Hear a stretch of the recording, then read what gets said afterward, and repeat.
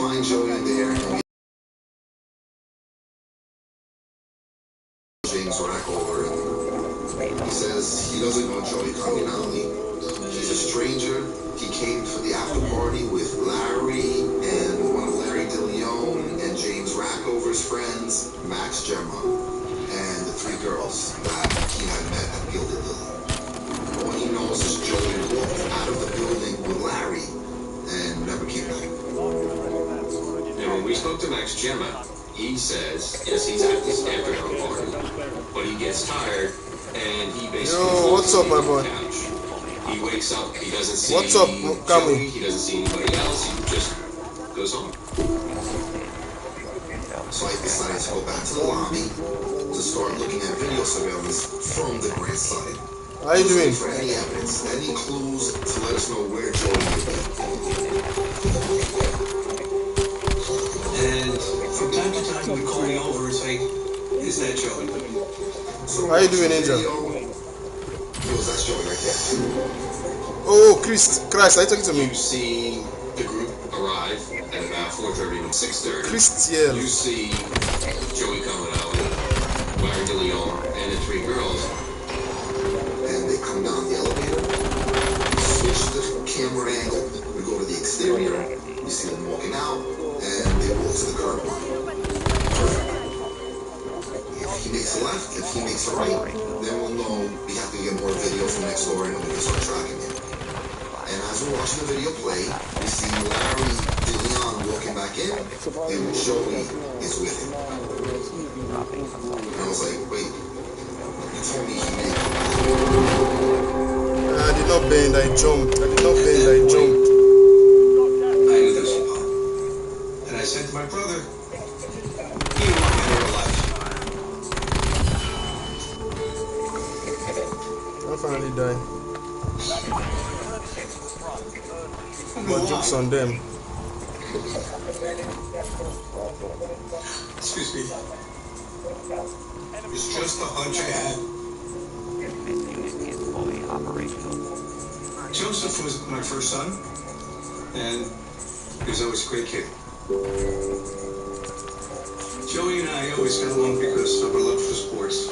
I was a big hockey fan, and I took him to his first hockey game, and he caught the puck. 5 years old, and he started playing competitive hockey.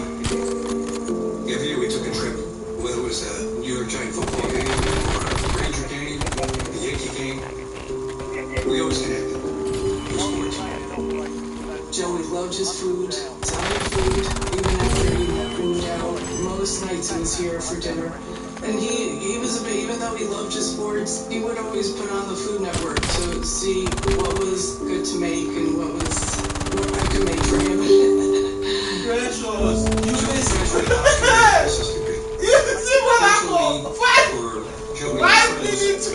Security, this is on Long Island. And if you talk to his friends, they'll tell you he was the HR director. He placed all of his friends in my company, knowing that they would get a start there.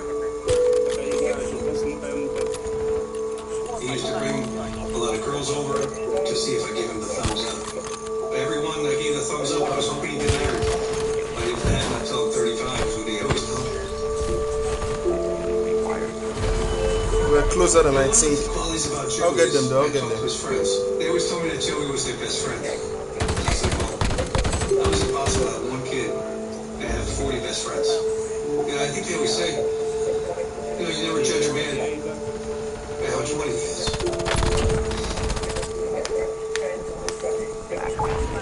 But by how many friends he has. Yeah, a lot.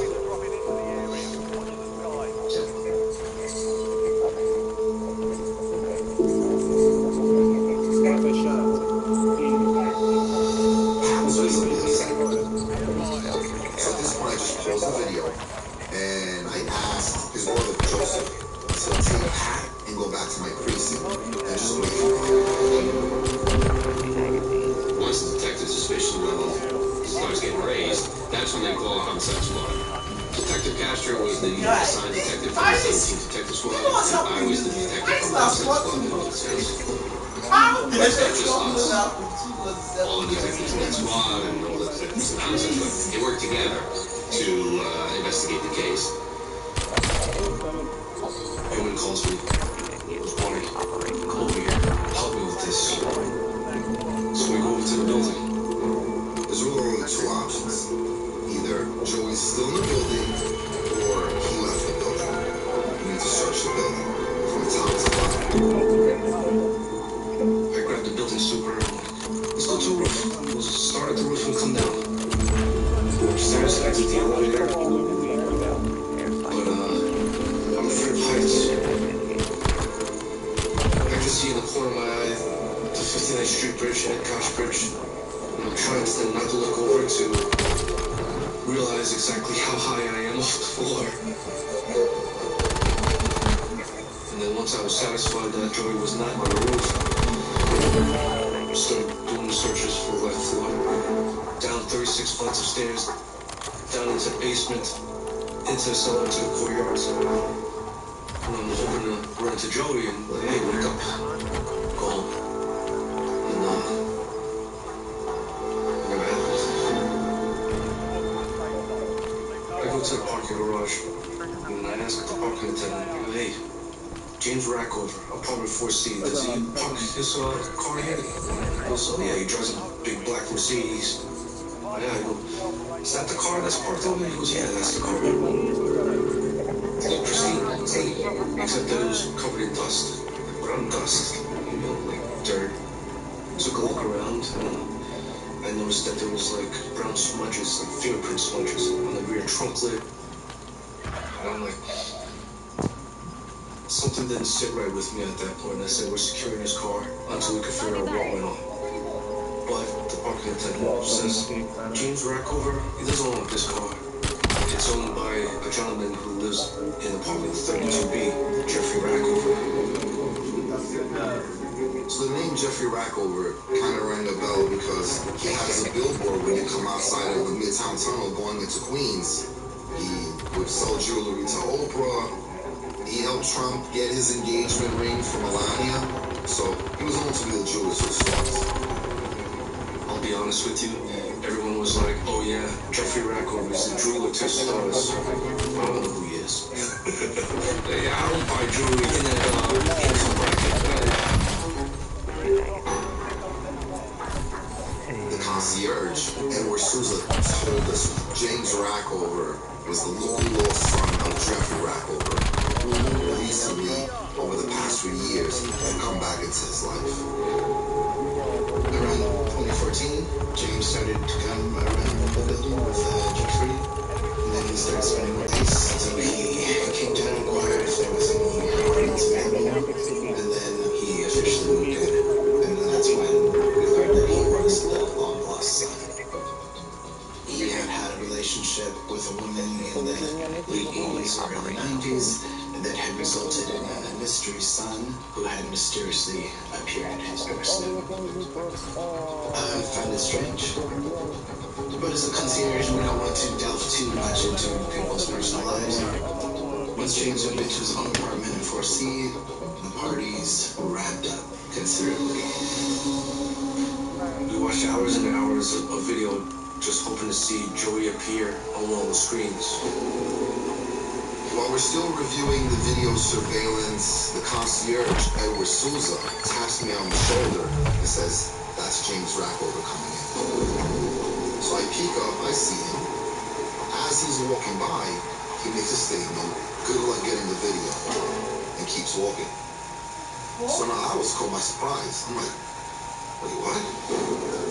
I looked over at the detective. Imagine. Fuck is that? Keep messing. This is the detective come here about 25 minutes of bad person to dash. The person found the detective that is good luck finding the video. They are shocked. That's when the concierge says to me, you know, James had called me yesterday. The night before, James had called me and asked me about the length Oh, no, of time God, that the no, God, cameras no. record for. And I said, that's a strange question. You know, why would you ask that? And he told me that he had an argument with his girlfriend and suspected her of stealing something and he wanted to check the tapes. And I had told that they recorded for 24 hours and then they changed the tape. I think maybe James understood that after 24 hours that tape was like taped over, but we wouldn't erase them. We would just change the tape and that would be the record for that day. So I think his assumption was that the video for the past 24 hours had disappeared, when in fact we had access to that video. So that just was throwing off alarms. So my phone rang and it was Detective Castro. And he said, look, I need you to bring me some of Joey's clothes. We're going to get some dogs to see if we can pick up Joey's scent to see where he may have gone. I went to Joey's place. I grabbed a towel and some of his other clothes. And I remember he held out a slipper of hope. Maybe. It's not what I think it is. I was requested to search inside the garage area of the grandson. I put the collar on my dog, and like, you want to work? He looked at me, his ears went up, and deployed him. So the dog took himself to the back, and all of a sudden he started working. Like I know my dog when he works, like his tail just keeps going. And then all of a sudden I see his tail going faster and faster and faster. So he's on order. He went to the four-door black Mercedes-Benz. He threw his nose right into the trunk area, and he went right deep, like real, like, you know, it came out. He's telling me that he has an odor of some sort of human decomposition, blood, anything that indicated human decomposition. But you have to get a search warrant to go into that vehicle and check out to see if there actually is evidence or a body inside the trunk. After the garage, the detectives asked me who do the apartments to see if he indicates on an apartment. I grabbed the dog and we went up to the fourth floor. They gave the word search. He went to the left, down the hallway, and then the dog indicated he scratched really hard on the door jamb. We'll see. And then James opens the door, James Rackover. He was like, fuck you, scumbags, you cops. You can come in, you need a warrant. You, fuck you, fuck you. And to me, I'm like, this guy jerk off. Once I learned that the dog had given an active alert, I knew that he was given an active alert on blood, and something had occurred in there. Meanwhile, other members of the 17th Precinct Detective Squad in my office began sifting through the garbage from every apartment. So we put the dog on the bags so that we can identify bags that he gives an alert, and we'll search those first. And the dog hits upon a bag that is not an open trap. Inside the bag is a comfort cover. And it also has the name James Rackover on it. The crime scene starts finding like paper towels and towels that appear to be soaked in blood. They open up the second bag, and we find covered in blood articles of clothing that belong to Joey that match the video surveillance. His gold chain is in there, his bank card, and they found Joey's ID in that bag as well. Once you find all of those things, you need to get that search warrant and you need to go back to the crime scene unit and you need to go into that apartment. While Yeoman goes down to get a search warrant, I'm back at the office doing computer checks on James Rackover, Lawrence Tilio, and Max Jello. What we learned about Max Jen is he comes from basically privilege. You know, his father was the mayor of Oceanport, New Jersey at one point. He lives in an apartment with Larry DeLeon. Larry DeLeon, he basically is very much like Max Gemma. He comes from a good family in New Jersey. They own thoroughbred horses. There were some stories that he had gotten in some fights at certain times, but other than that, he didn't have what you would consider any kind of substantial criminal background. When we looked into James Rackover, it turns out he's not James Rackover.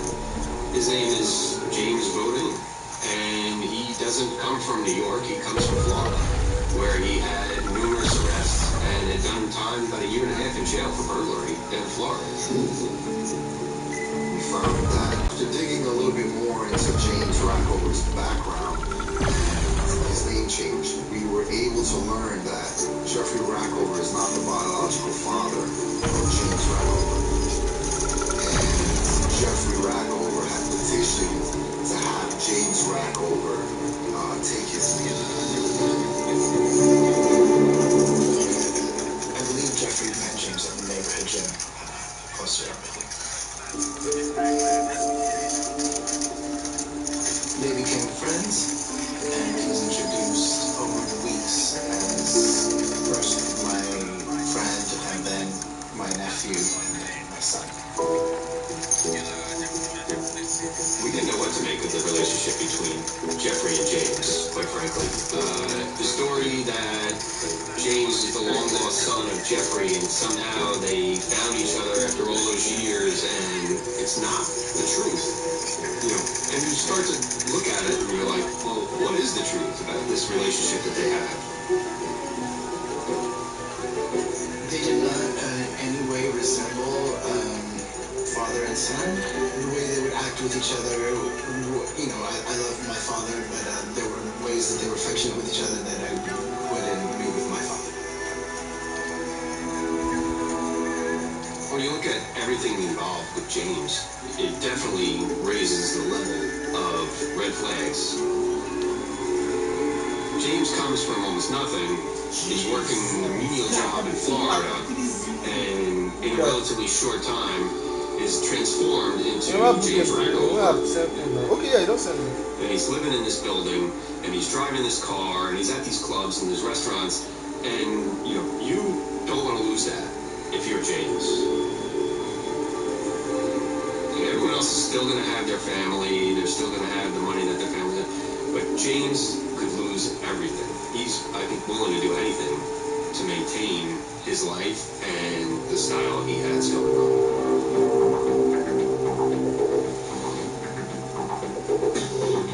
While we're waiting for the search warrants, we looked at video from the garage, and we know that James leaves at about 9:45 on Sunday night, the night after the party, and takes Jeffrey back to his car. Send it to them. I get like 300 a year. I'm not pulling up. When we did the background check on James, we were able to determine that he had a suspended license. So that gave us an avenue to be able to place him under arrest for driving without a license. That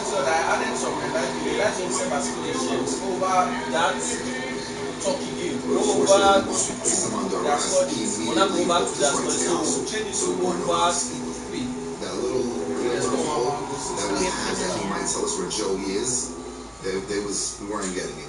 I see a lot of 2 up instead of 1 up, but I don't need better. I need better. So on Tuesday the 15th, we had the search warrants for These are 1.5 first time. Can I get a ticket? As they start conducting their No, search, 1.5 first time. they're processing the scene. 1-0.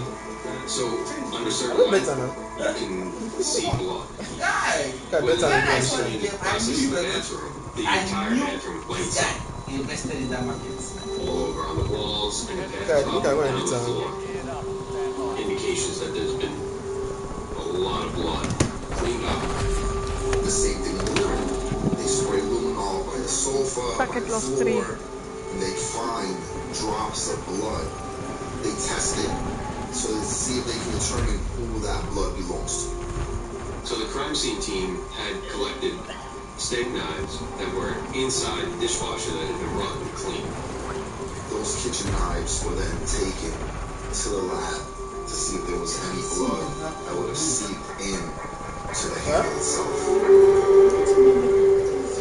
When you have what you found in the garbage, and then what you have at the scene, you know something bad has happened to Joey, and we know that he's probably dead. You can't be alive at that point. With all of the things that we've found so far, James not telling us anything, and Maxter has no information to give us about where Joey may be because he's claiming he's asleep on the couch. We focus our attention on Larry DeLeo. Being that we already have James in custody, maybe Larry now wants to get his opportunity to maybe speak first and tell us what happened, not knowing what James may be saying. That over 1.5 first time might be now. He came in. So once Larry came in, we asked him if he could shed some light onto why we found so much blood. You know, he's keeping the same story that he had said earlier, not knowing where Joey is. You can accuse someone all you want, or, you know, you might be guilty of this, but he's more guilty, and try and get a statement out of him that way. But Larry didn't want to answer those kinds of questions. So we tried to appeal more to his human side, saying Joey Cardinal's family is concerned about him and they want him to go home. And how would you feel if this was somebody in your family? Once Larry heard that, he decided to tell us that he could lead us to where Joey is. Well, he wouldn't tell us how the incident occurred. He gave us an address behind the floor shop in the town where he used to live, and we're doing 80-90 miles an hour out to this location.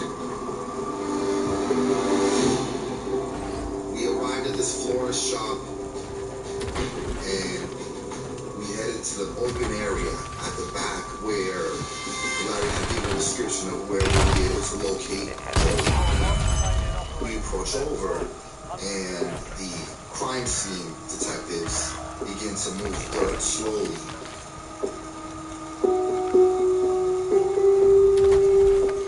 And the first thing that I see is a hand, kind of like a half fist, the way you kind of see in the movies where it's coming out of the ground. And as they continue to move dirt, you start to see Joey's face, you start to see his chest, and you can tell he was charred. So he was lit on fire. At this point, we haven't really slept in days. You know, we were exhausted. But this is something that we needed to do. We needed to tell the parents before anyone else did. Myself and Detective Chang get in the car to go from Ocean Point, New Jersey to Stamford, Connecticut to go and speak to Pat Comunale and let him know that we located Joey. Once they were that car ride, you feel the emotion, but you have a job to do. So you just push it aside and you keep going. We're sitting right here. I heard the car doors.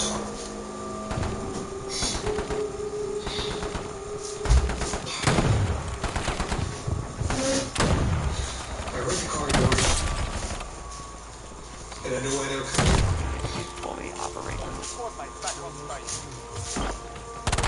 You walk into a house,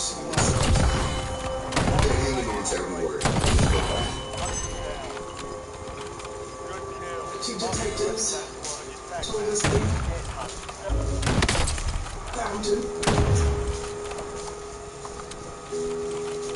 And our worst nightmare. I've never seen so much hurt in someone's eyes. Mother and father.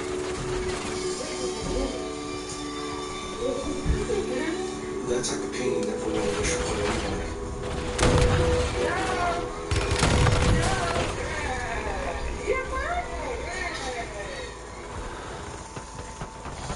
It was, I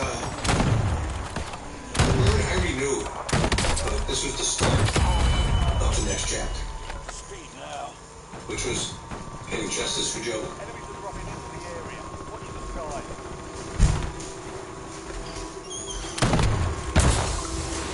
That's all I can think about now is making sure these three sons of bitches get everything that's coming to them.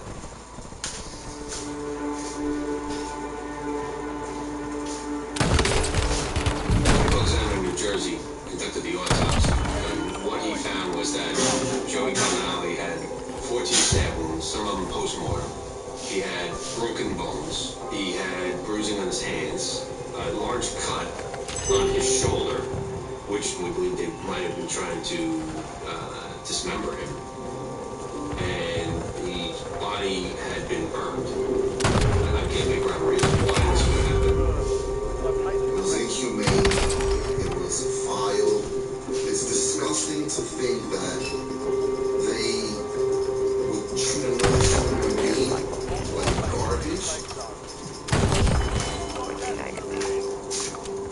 After testing those kitchen knives that were found in the dishwasher, they were determined to have Joey's blood inside of the handles.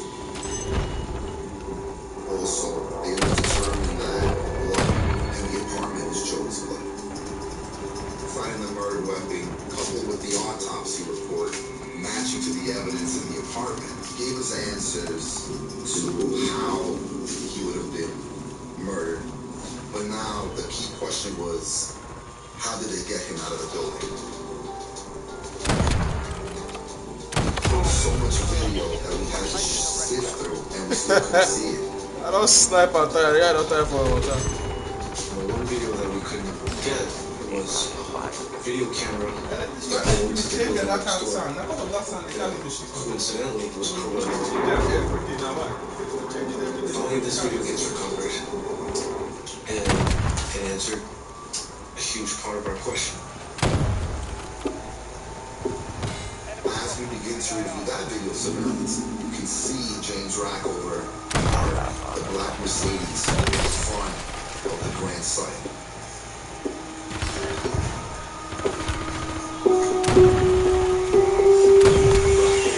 Sits in the luggage car. Then he leaves the camera frame. And when he reappears, there's a large duffel bag on the luggage car, which then he places inside of the trunk of the black Mercedes. And if you look out the window of apartment 4C, you look towards 59th Street and the front of the Grand Sub. When I saw that, I spoke with Yolma and I'm like, holy fuck. These guys pushed him out of the window. So it would be suspicious coming out of the front lobby or just the exit out of the building. When you see the video, they're in it together. They're both acting together to take that body and to hide it.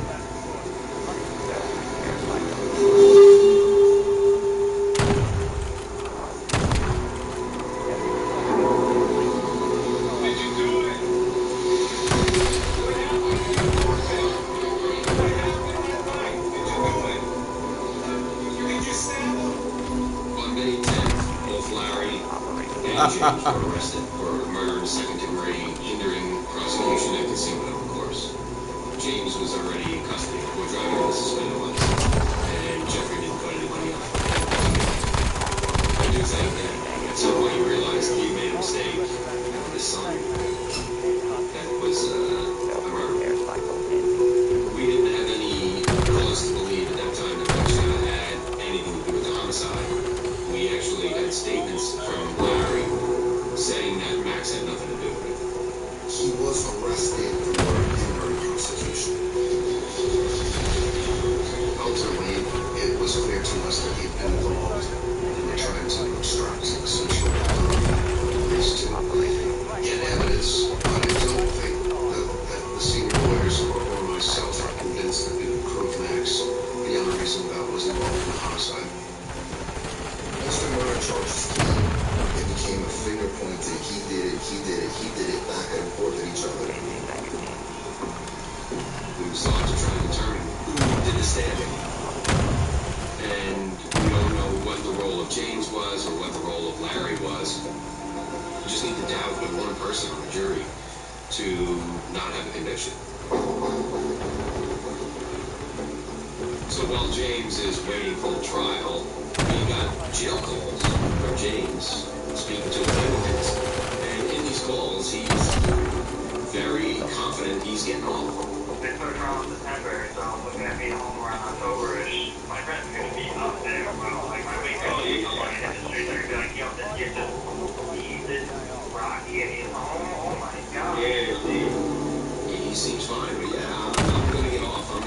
soon, and everything's gonna be great. Towards the end of the investigation and getting ready for trial, we were able to locate a witness. His name was Louis Ruggiero. He was a friend of James Racco. Louis Ruggiero states that on the day that we're searching the building, he was at the gym, and that James Racco came up to him and told him that he really needs to speak to him. He's got to tell him something. Lewis tells us the story that James told, which was that on the day of the murder, while they're sitting there in the apartment, Larry had a dispute with this guy, turns out to be Joey. And Larry gets so upset, he punches Joey and knocks him to the ground, knocks him out. James then says, I'm not going back to jail. And gets a knife from the kitchen and stabs Joey to death. So in this statement that he tells Louis, he's admitting he's the one that actually kills him. And another amazing statement that he makes is Joey's still in the apartment. After that, he bought pancakes and ate them without any problems. And then they took the body down to New Jersey and dumped it. The evidence showed that their actions were intentional. That attack resulted in Joey's death. Even if they played different roles, two people can be responsible for one person, and ultimately James went to trial first.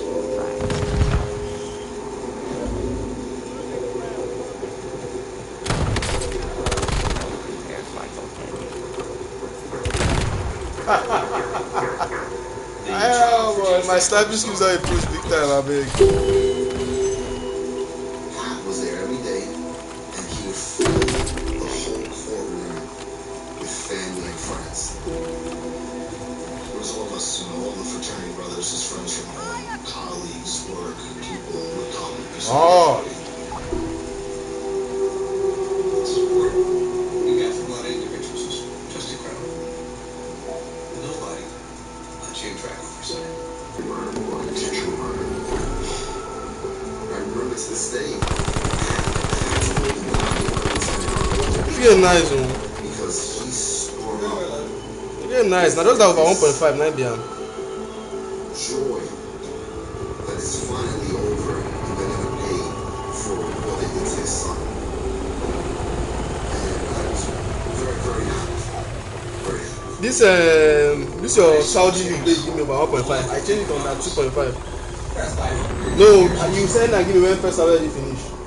Because I gotta take mine They never score. a lot longer than this. Yeah, I put that on that 2.5. 56 minutes. This is minutes now. Like full game. Yeah. James Rackover was sentenced to 20 6 minutes now, they never scored. I put that on that 2.5. Still serving. We were glad with the outcome. We just wanted it, to be over. I want to thank the NDA's office. They're doing an incredible job. Come on, John! Offside! Ah! I appreciate everybody's support. Come on, John! Come there! Now that 1.5 be that. And then we check Voila, don't go change that to 1 down. I think Larry No, I think could see he's the signs of eventually would be very, very hungry. Larry chose to Sure, I know Martha Shan on that 2.5 now. Put to that. trial. He ended up taking a plea to murder too. For 20 Now offside. years. even the guy said no, he said no celebrate, but linesman no race flag. I see the No, no, no. Prosecution, and he received a sentence of 6 linesman no months race in jail. flag. Ah, he's onside. This guy on Paul said he got a sweet ordeal. He's onside. He's onside. This guy on I actually agree with him. I don't know why. I don't know why, but he said it for himself. I think Max No guy, no right. definitely has more information about what happened in the apartment. Sportsbet don't count time. Yeah, open the game. Sportsbet. But Now 1-1 they show for you now. a case in a lifetime. I think it's onside. On that In the 2.5. 19 years that I've been with police 2.5. department, this case has been the case for me. Just learning about Joey and how much he was loved by all his friends and family misses Joey every single day, like if it was the first day that it happened.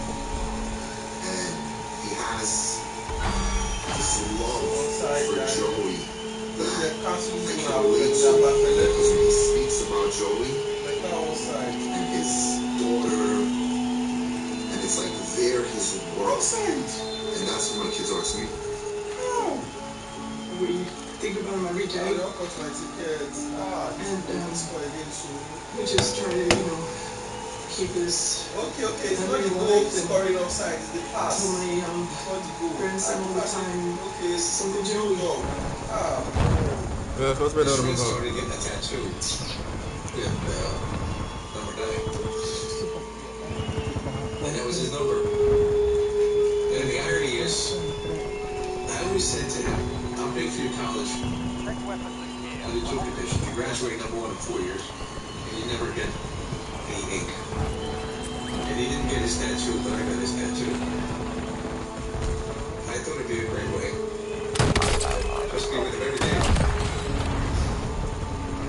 Which I am.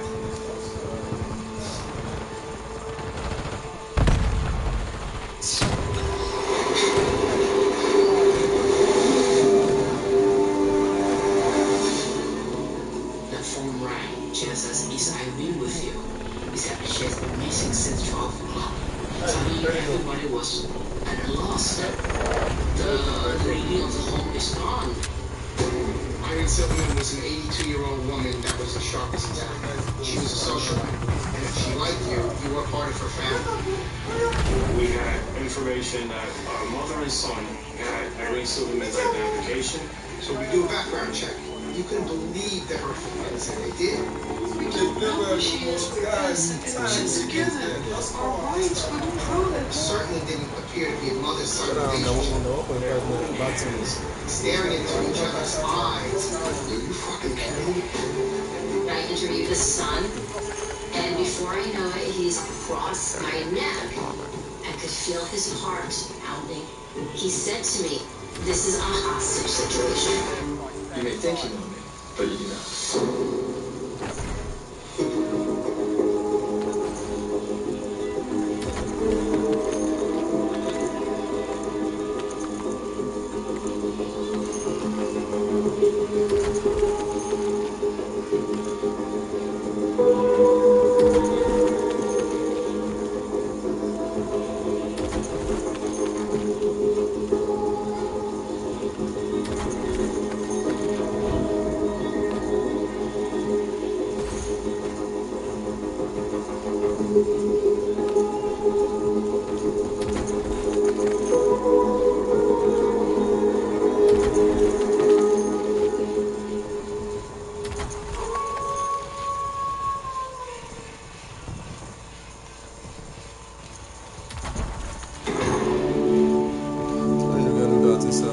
I need to get it out. I don't have enough. This is 7-9. The team has enough, but I don't think they have any mic on, so I can buy the loadout. Children. What's that still doing? Just at the end.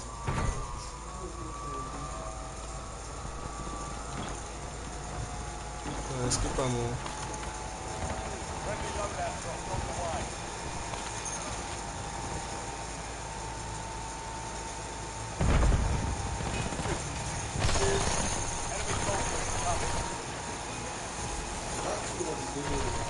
Stored. You know, send down, give me one. You know, send down, give me a tour.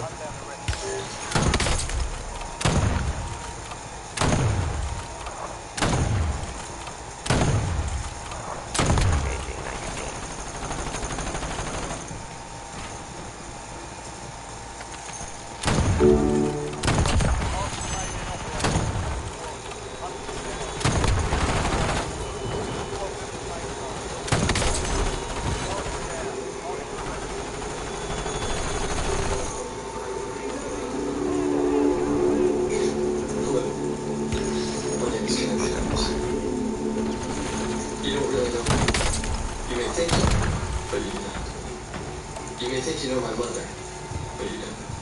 My son and I are innocent. There's a huge evil cover-up going on police have made a terrible mistake.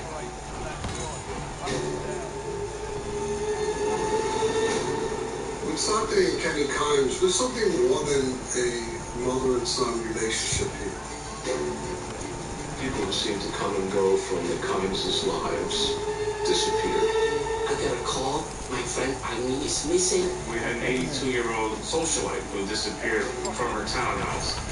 Every day, without exception, I get a call from the police commissioner's office with a simple question. Where's Irene? We don't know where she is, but we pray for her. I pray with my son at 11 o'clock every night. We pray she's all right, but we don't know where she is. We're innocent, and it's just given. Our rights, we can prove it.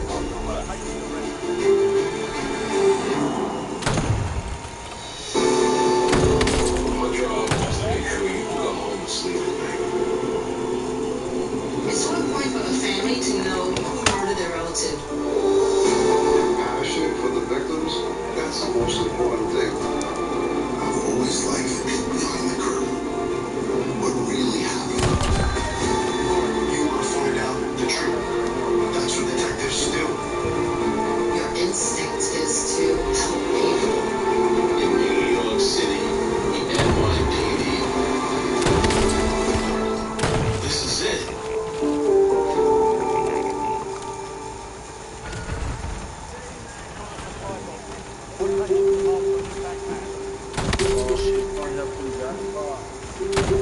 In 1997, I had 10 years as a New York City cop.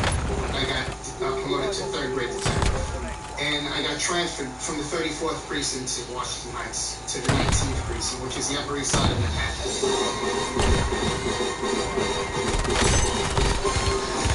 It's probably the richest part of New York City. We would get homicides, but certainly not compared to other precincts. Within a year of being Oh in my precinct, God. burglaries on Fifth Avenue. Close, very close to That's the kind of case that we were working on. The precinct covers from 59th to 95th Street, from Fifth Avenue all the way to the square. It's like a big square. And there's all kinds of high-rises, so that it's very densely populated. When I got transferred, I had culture shock. I went from the basement to the penthouse in one move.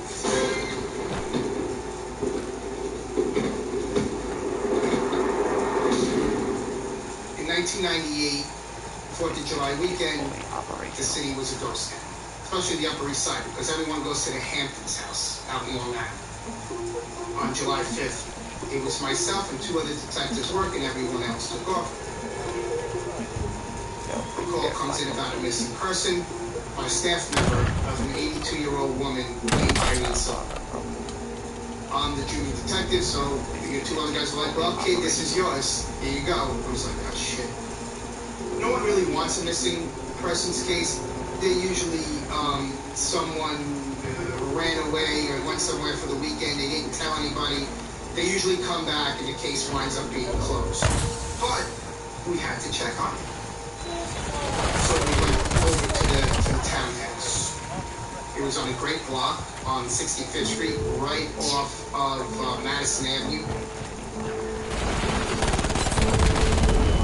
I was a second-grade detective who grew up in housing projects in East Harlem. And the first thing I thought was, this is probably the first time I walked into a multi-million-dollar building.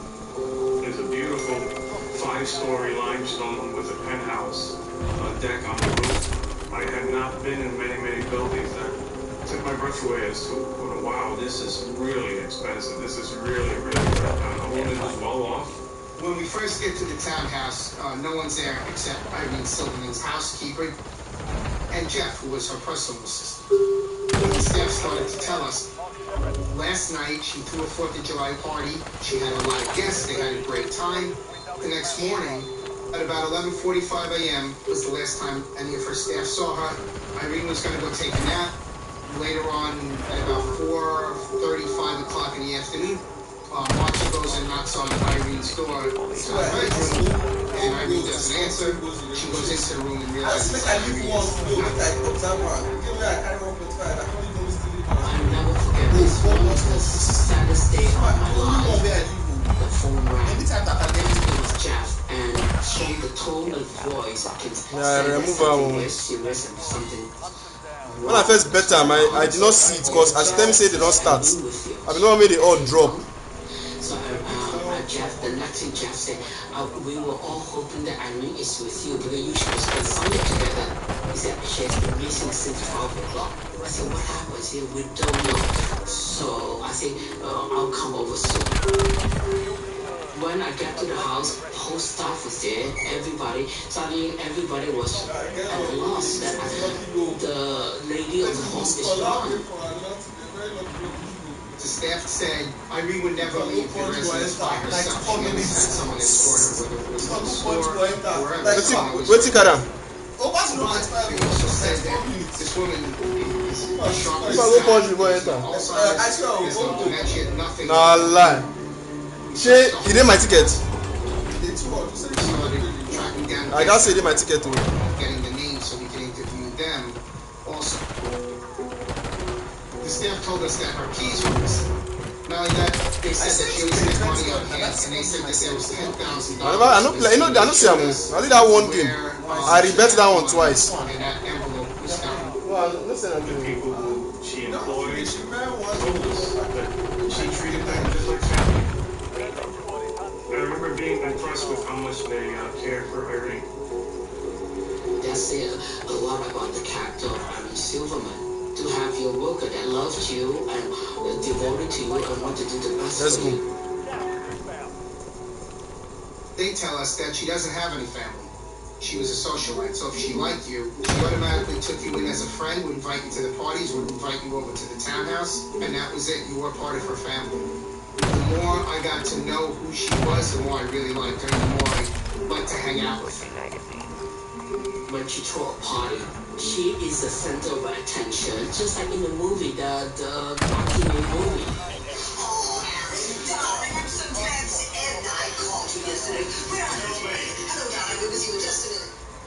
She hold court like no one else. I first met Irene Silverman in 1994. I was at the peak of my career. I was the very first Asian designer that was championed by Anna Wintour. I went to this very fancy Christmas Eve party. My friend ran. She's larger than life. She's so glamorous the way she dresses and the way she holds herself. She said, you must come and have tea with me. And I was there until after midnight. We had the best time ever, and she had the best story to tell. At the age of 17, she was one of the ballerina at Radio City. During one of the performance, Samuel Silverman was in the audience, was so smitten with Irene. After courtship, they got married. Irene told me he's in finance, and then Irene started to live this very, very glamorous life. After her husband passed away, she started this huge mansion. So to entertain herself, she rented all the beautiful working people for people who do not want to. I know, no. That one, that's Saudi Arabia League. The people who she employed told us that directly to the But this is your handicap, my risk. come into the building, there's a door that door was from See, Anna, this is your rocky handicap. She rented that apartment to a white male named Manny Guerin. The staff told us that Irene Silverman usually did background checks on her that's tenants. point However, in minus this 10. case, she did a butcher. Yeah, minus 10 points from home. I just wanted to win. That was a mutual friend recommended Irene's townhouse to Manny Guerin. On June 14th, he paid $6,000 for 1 month up front in cash. And it's a home team to score 3 more goals in a row. No, it's not. From the moment he came into the building, Irene This felt one, I know you're over 1.5 now. Now you talk about. You switched it to 1.5. he would often That over listen 1.5 game. to Irene talking to the staff in the foyer, and they knew You that don't cut, but because it's not a they move. would see his Try the feet opportunity to rebet. right by the front door. We were told by staff that Manny was also sneaking a woman into the building named Eva. They described her as an older woman, well-dressed. Eva is a person that Manny claims that he worked with, almost like an assistant. when we go into Irene's office, there's papers on her desk and there's notes that she wrote about the tenant in 1B. And some of the notes said that he was very suspicious, she didn't trust him, and she wanted him out. She actually drew like a little sketch of him and a description of his height. She wrote that he looks like jail. I remember the very first day Manny moved into the rental space. I was having lunch with Irene at the basement, and then we hear the elevator door open. Immediately, Irene sent was the maid to the elevator and said, please tell Manny, the tenant, this is a private area, no tenant are allowed in this area. When Martha finally came back to the dining table, I never forgot having told me, say, you know what, I'm very suspicious of this guy. That's plenty, oh. But you get to take the enter, you know say the line no go cut. No, you get to again go take the enter. You go not see that line, that many line go enter. So I did not ask for background check, and then I agreed to rent the apartment for a month. When we find out about the guy in 1B, that's when I was like, oh, this is not good. So all these flags are going up, you know, saying, hey, this guy's a shithead. We do a physical check of the apartment that Manny rented to make sure that she was not in there laying wounded or maybe even dead. The apartment was dimly lit. It wasn't a mess, but it wasn't tidy. The bed was unmade. There was boxes of food on the counter. In the garbage can in the apartment, there was a wad of duct tape. Also recovered was a spool of rope or string. One of the staff members notices that a comforter from the room is missing. And we find an empty shower curtain box with just the rings in it. Why would you need a shower curtain in an apartment with glass sliding doors? You don't need a shower curtain. It was at that point that we were thinking we might have an abduction of some kind. The person in 1B that was acting suspicious. I was assigned to stay in the townhouse that night. That was my own shit moment. I'm a junior detective. This is my ball wax. We thought maybe there'd be a knock at the door of a witness. Maybe Irene would walk through the door. Maybe there'd be a phone call. Could have been anything. The only one who was with me was George, Irene's son.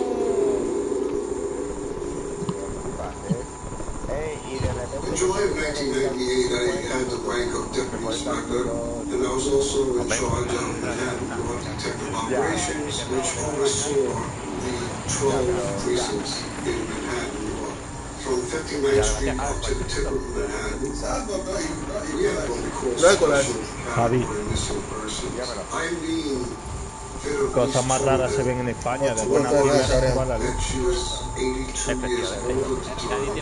No, teacher, why play one long game ticket? We finish next tomorrow. I put 10 naira to collect 98,000.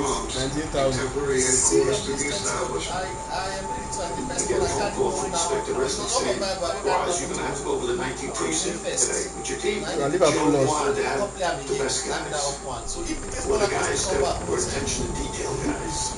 Joe Resnick is the tough. Monaco to come out win. Don't go. This is This Salzburg.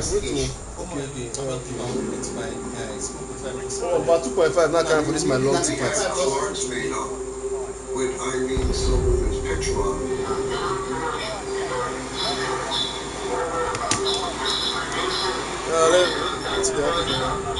Detectives would literally stand out on the corner and hand out flyers and ask people if they saw anything strange. Now the press gets a hold of it, and that's it. It just explodes. The 82-year-old woman vanished from her mansion. Silverman was last seen alive July 5th. We have an elderly female who has disappeared very mysteriously. We have an occupant of an apartment who she rented to less than 4 weeks ago, who has also disappeared mysteriously.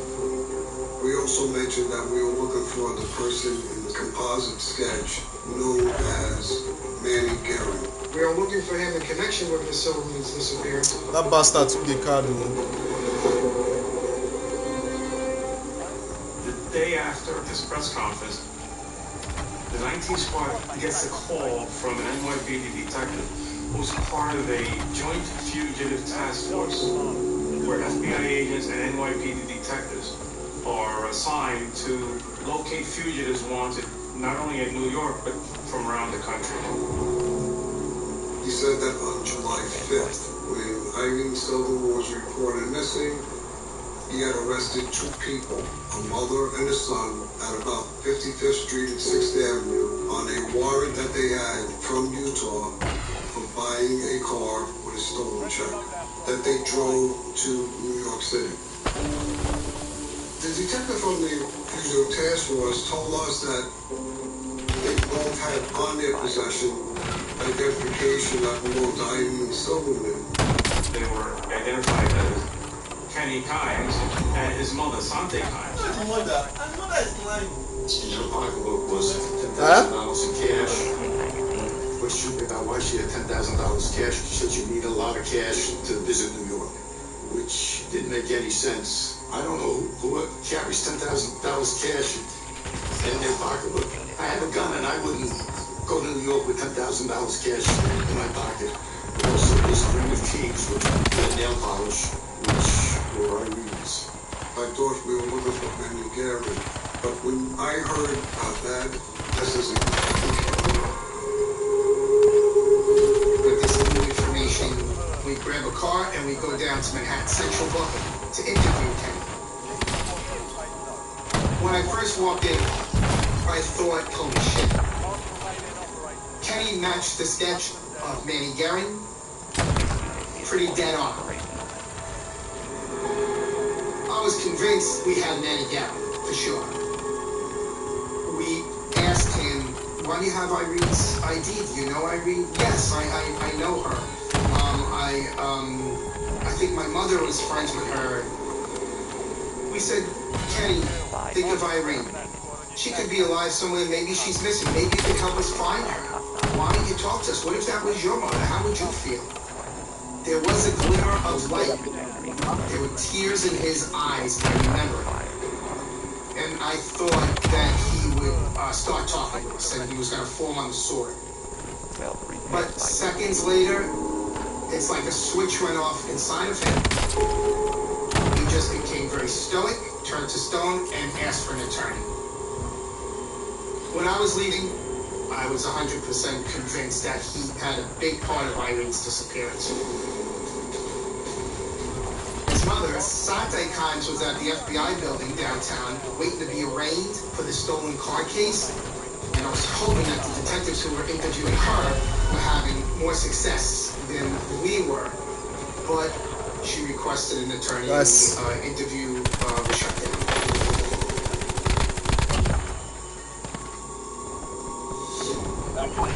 So we do a background check on him. See what they were arrested for in the past.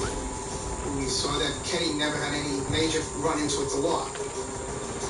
Then we looked at Sante, and you couldn't believe the horrific things that they say. I was assigned the story of what happened here to Irene Silverman in New York. And I found out that Sante Kimes was orphaned when she was younger, and she sort of bounced around from house to house, whether it was an orphanage or a friend of a friend. She was very poor. She met Kenneth Kimes Sr. In 1970. He was in the construction business and owned a chain of motels. They had houses in the Bahamas, oceanfront property in Honolulu, a house in Las Vegas. They were living the high life. A couple of years after they met each other, she and her husband had Kenneth Kimes Jr. Sante Kimes definitely considered Kenneth her little prince, but Sante would control everything that Kenneth did, to the point where she decided to homeschool him, not send him to school. He did what Mommy said. Mommy said to jump. He jumped. She knew how to manipulate things to her needs. Sante was a con artist. She had like, I think, 11 different aliases. listed on her arrest histories, which included insurance fraud, some larcenies. Sante Kimes, I think, loved danger. She liked to see how much she could get away with. She claimed that her husband was an ambassador and somehow got invited to a reception being thrown for Gerald Ford. There's a picture of her and Kenneth Kimes shaking President Ford's hand. To this day, no one knows how she got through Secret Service. She had a way of entering a room and everybody would look over and say, oh, look how she's dressed. Oh my God, look at her jewelry. She must belong here. Another one of the things that stood out was a slavery charge back in 1985. She would lock names in their rooms. One of them subsequently testified at that trial that she was burned by an iron. They gave her the name the Dragon Lady. It's a different crazy, is what it is. She's a psychopath. Sante was sentenced to 5 years in prison. However, her husband was never prosecuted for that case. She served 3 years out of a 5-year term. Then, Kenneth Kimes Sr. died in 1994 of a brain aneurysm. And when he died, this threw Sante's life in a tailspin. She was like, how am I going to continue my lifestyle? As long as Sante ended up on top, that's all she cared about. After his father's death, mother and son were hooked hip to hip. Whatever ventures they got involved with, they did it together. Befriending the Kimes was a very dangerous proposition. People they knew seemed to disappear out of the blue. One of them was David Caston. David Caston was an associate of Sante and Kenneth Kimes, a business partner in some sense. She took out a fraudulent loan against David Caston's home, and he gets, I believe it was a coupon book for payments on a $250,000 to $300,000 loan that he was totally unaware of. And he went to the authorities. Shortly after that, they found Caston's body in a dumpster by LAX airport. But at that point, the LAPD didn't have enough to arrest Sante and Kenneth Kimes for the murder of David Caston. And at that point, Sante and Kenny drove all the way across country in the stolen car so they could rent the apartment in Ivan's townhouse. There were discussions about whether they should be extradited to LA to face the David Caston murder, or leave them here in New York. Well, I got news for you. If someone is killed here in New York City, the case should stay here in New York City until it's totally resolved. And trust me, there was just a voluminous amount of work that had to be accomplished here. News Channel 4 took these exclusive pictures of the K-9 police dog unit and the crime scene technicians going to the basement garage. Where are you guys from? Black, how you doing? The search warrant was conducted on the Green Lincoln Town. Black, can you hear me, Black? We open up the trunk, nothing, just garbage. Everything is piled in the back seat of the Black, can you hear me? And there was a lot of shit. It took 8 hours to go through that car. We recovered a box from a taser gun. We found a clear liquid that was later identified as a knockout drug like a roofie. We found Irene Silverman's social security card with some other papers that had Irene's name on it. We recovered all kinds of wigs, eavesdropping equipment. Sitting in the car were 15 notebooks that had notes meticulously detailing Irene's movements. You know, when you look at the big picture of what's going on here, how you doing? Telling things. Also in those notebooks was how to take possession of Irene's house. Yo, my bro, how you doing, my Black? Get title. How you doing, Black? Can you hear me, Black? Also recovered from the car was a micro cassette. Black is now muted. Why did you mute yourself? Listen to them. One of them had Sante posing as a person calling Irene, saying that she wanted her to go to Las Vegas to stay at Circus Circus. The guy don't come. Yeah, put that go give his teammates. And he got down you. He down me, yeah. Because I know they terrorize them since game starts. So he was like, they don't they complain already. They don't they find me. So that was the last person. Huh? That was the last person. Team wide. Her social security number. I don't pay them, man. I don't they struggle since. They don't complain. I say leave me alone, and then they leave you, blood. I'm not leaving you alone. Why are you running, my brother? Just escape my snipe.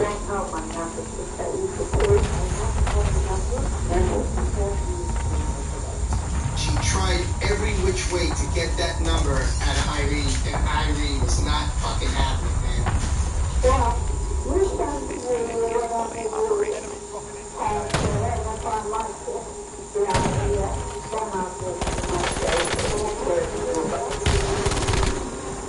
With all the information that we had recovered, yo, what's up, my boys? How you doing? With a missing person. We knew we were looking. I caught your teammate the other time, and I think he gave up. Why did he give up? I have a great reader or fortune teller, whatever you call. So as soon as I sat down, he looked at me and said, "I'm so sorry for your loss." And I said, "Your boyfriend's no longer with us." The sadness came and the emotion came immediately. Then, and also that I immediately went to deny. I said, maybe he's wrong. I hope this time he's wrong. Knowing that this is going to be a homicide case, we still felt we needed a body to put these people away. We knew they did, but without a body, there was a good chance that they might get off. Personally, to me, I was pissed off. Yeah, this over 0.5. They play 54 minutes. Don't go. Punch Kenny in the face and get the information out of him.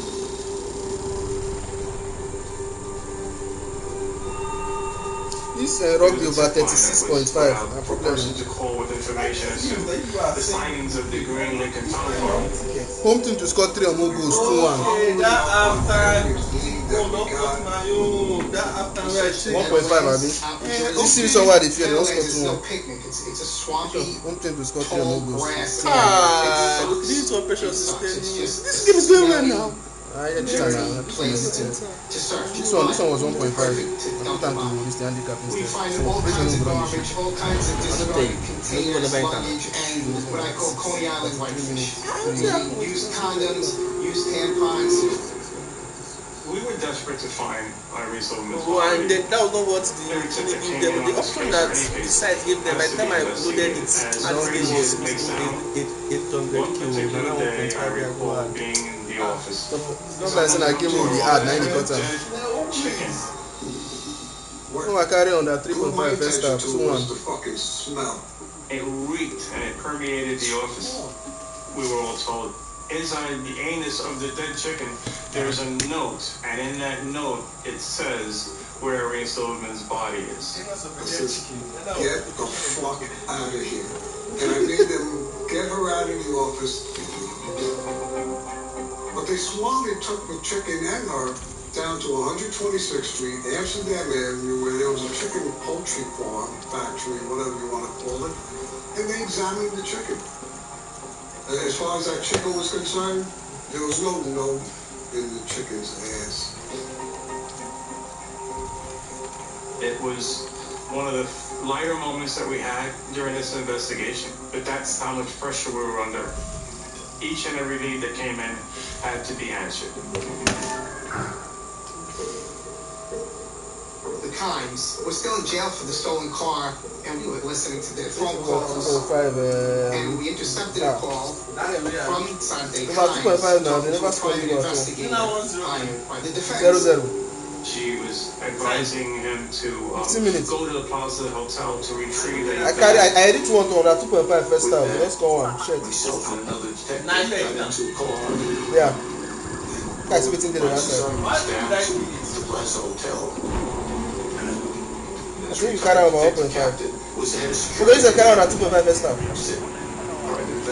You said you carry over 2.5 first half. another detective looking up his private investigator's license. PI's office was down by City Hall, so I'm over there. First he denied picking up the bag, and then we told him, we know that you have picked up the bag. How do you think we got it through your office? Out of the blue? So then he decided to surrender the bag. That was probably one of the biggest breaks in the case that we got. In that bag, we found a .22 caliber handgun, the power of attorney with Irene Silverman's signature on it. We recovered a copy of the deed signed by Irene Silverman. What was noted on the deed was that, in fact, the house was being sold to the Atlantis Group Incorporated, which we subsequently learned was a shell company created by Sonic Himes. We had handwriting analysis done on them, and sure enough, it came back with those documents with the mentioned. You can see that it was notarized, signed, and dated by a specific